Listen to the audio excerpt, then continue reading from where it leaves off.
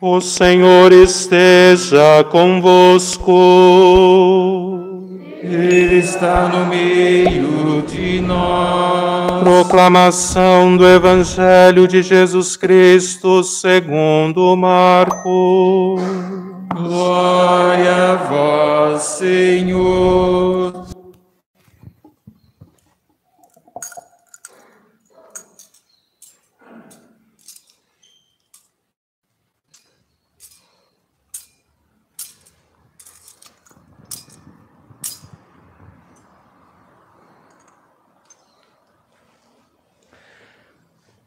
Naquele tempo, Jesus saiu de novo da região de Tiro, passou por Sidônia e continuou até o mar da Galileia, atravessando a região da Decápole.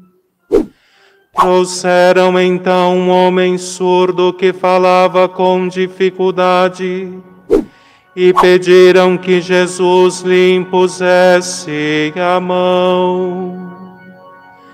Jesus afastou-se com o homem para fora da multidão. Em seguida pôs os dedos nos seus ouvidos e cuspiu com a saliva, tocou a língua dele.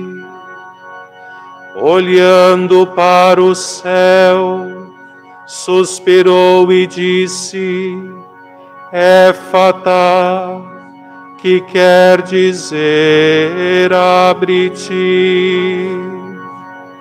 Imediatamente seus ouvidos se abriram, sua língua se soltou, e ele começou a falar sem dificuldade. Jesus recomendou com insistência que não contassem a ninguém. Mas quanto mais ele recomendava, mais eles divulgavam. Ele tem feito, muitos impressionados diziam, ele tem feito bem todas as coisas, aos surdos faz ouvir e aos mudos falar. Palavra da salvação. Glória a vós, Senhor.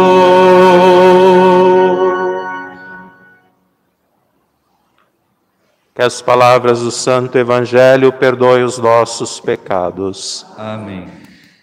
Queridos irmãos e irmãs, celebramos hoje o 23º domingo do tempo comum. E na primeira leitura, nós ouvimos uma passagem do profeta Isaías. E o profeta tem como contexto, pano de fundo, o desterro, o cativeiro do povo de Deus na Babilônia. Nabucodonosor, com o seu exército caldeu, invadiram a Terra Santa, devastaram as casas, tocaram fogo na cidade e reduziram o templo a ruínas, a um montante de pedras, e deportou o povo de Deus para a Babilônia. E é nesse contexto que o povo está vivendo já há muitos anos no cativeiro. O povo começa a perder a esperança. E Deus então envia o seu oráculo, o profeta Isaías, para anunciar uma palavra de esperança para o povo de Deus. Deus vai rebaixar todos os inimigos da casa de Israel e vai honrar os seus filhos, fazendo-os retornarem para a Terra Santa, para reconstruírem a sua vida, reconstruírem o Templo de Jerusalém, que é o símbolo, o sinal da fé do povo judeu, onde os fiéis se reúnem para celebrar a sua fé, se alimentar da presença, do culto, da graça de Deus.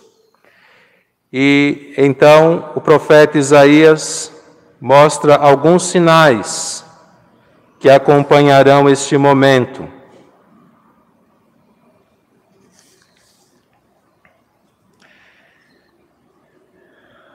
Se abrirão os olhos dos cegos, se descerrarão os ouvidos dos surdos, o coxo saltará como um cervo e se desatará a língua dos mudos.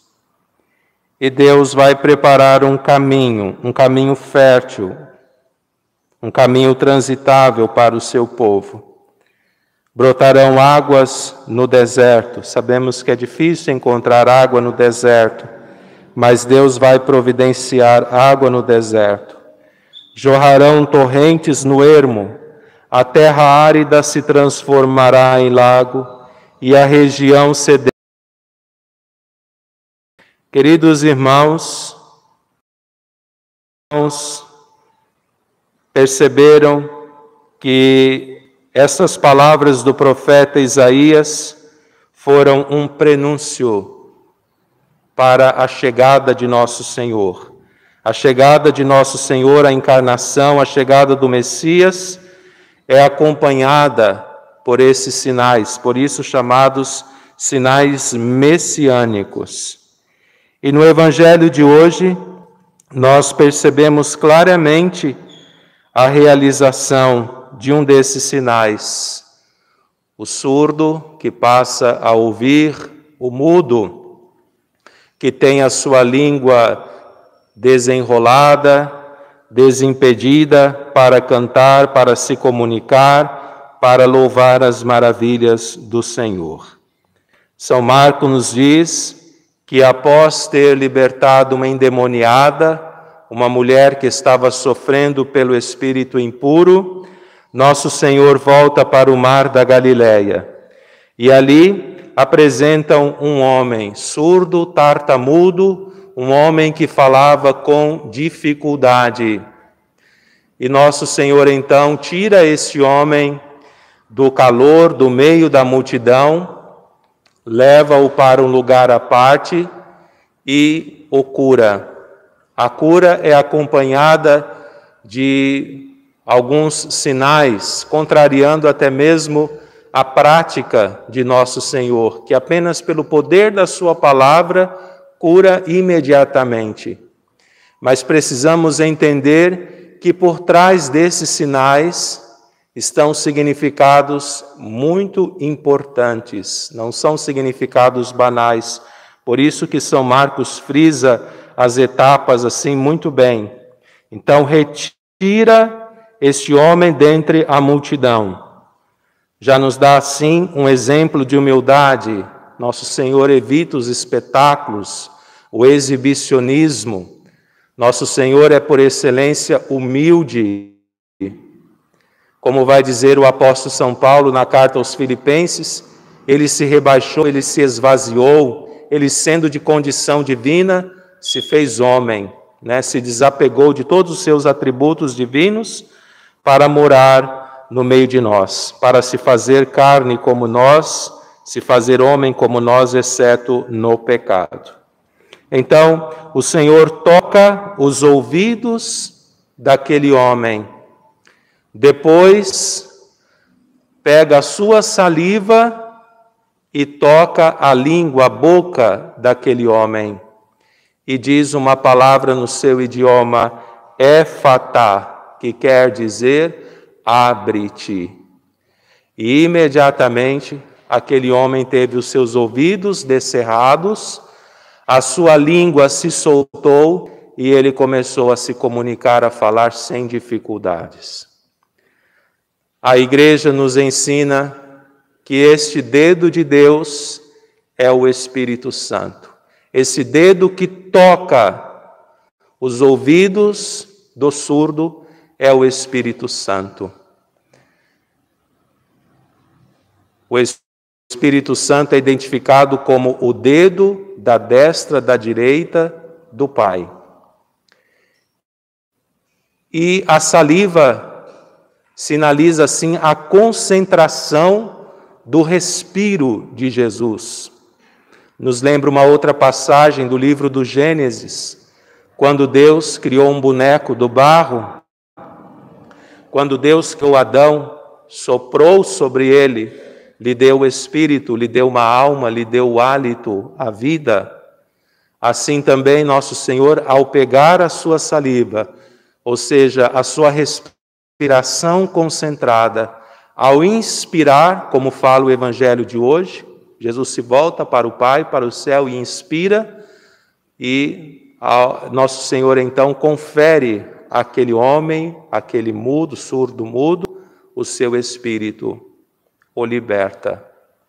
Queridos irmãos, estes sinais são utilizados também, são sinais sacramentais e são utilizados na celebração do batismo. No dia do nosso batismo, o sacerdote também tocou os nossos ouvidos, tocou os nossos lábios, tocou os nossos ouvidos pedindo que o Espírito Santo venha em nosso socorro, venha em nosso auxílio, para que os nossos ouvidos também se descerrem, se abram, para que ouçamos a boa nova, a palavra de Deus, e no tempo oportuno nós possamos proclamar esta mesma palavra que foi acolhida, que foi ouvida por nós.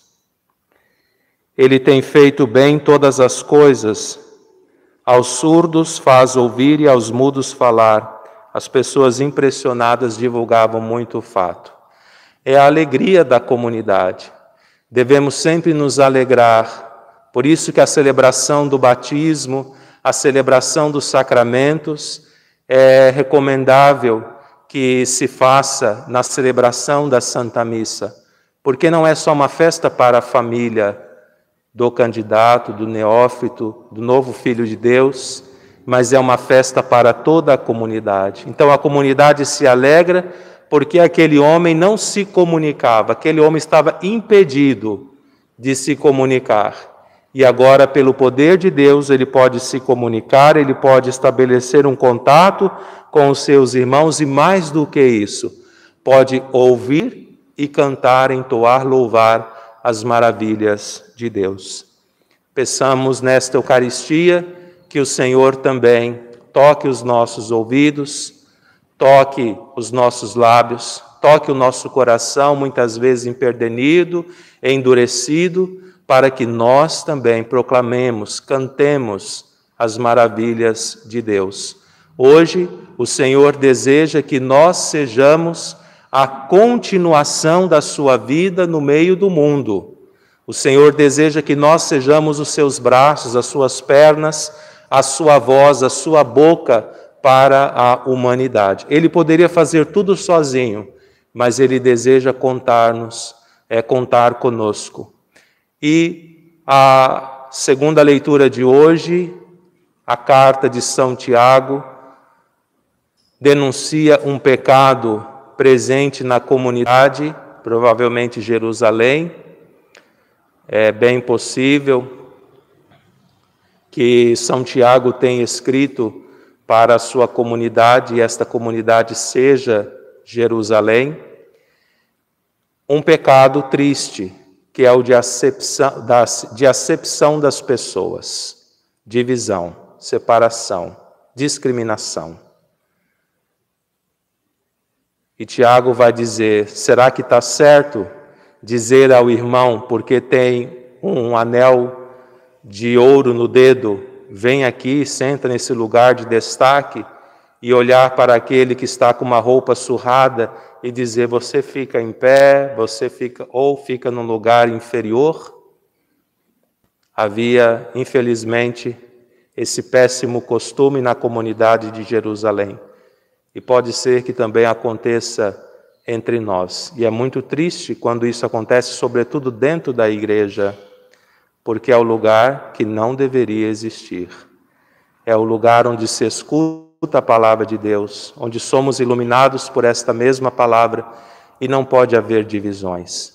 Embora nós sejamos de culturas, entendimentos diferentes, classes sociais diferentes, mas não pode haver guerra, divisão entre nós, sobretudo na celebração da Santa Missa, porque o Senhor, através do nosso batismo, através da sua cruz, Ele pegou uma régua e igualou todo mundo.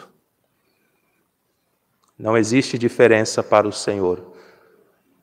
Todos nós somos criados à imagem e semelhança de Deus. Então não pode haver discriminação. Todos nós somos importantes, todos nós somos necessários para a igreja, para o corpo de nosso Senhor Jesus Cristo. Cada membro é um membro importante. Cada membro tem a sua função. Uns são grandes, outros são menores. Uns são agitados, outros são mais calmos, mais tranquilos. Uns agem de determinada forma, outros de outra. Mas todos nós somos necessários, somos elementares, fundamentais para o reino de Deus. Então não pode haver discriminação entre os filhos de Deus, pois todos trazem esta imagem, todos são reflexo da imagem de nosso Senhor Jesus Cristo. Pensamos nessa Santa Missa, nesta Eucaristia, quando iniciamos o mês dedicado às Sagradas Escrituras, a graça de permitir que esta palavra, que é semente fértil, possa atingir e germinar em nosso coração.